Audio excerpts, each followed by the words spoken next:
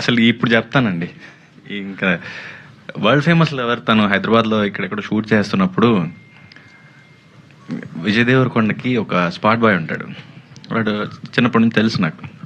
ఆడికి ఫోన్ చేసి షూట్ ఎక్కడ జరుగుతుందో చెప్పరా, నేను దూరం నుంచి అయినా తనని చూస్తాను, నేను తనకు ఫ్యాన్ అని.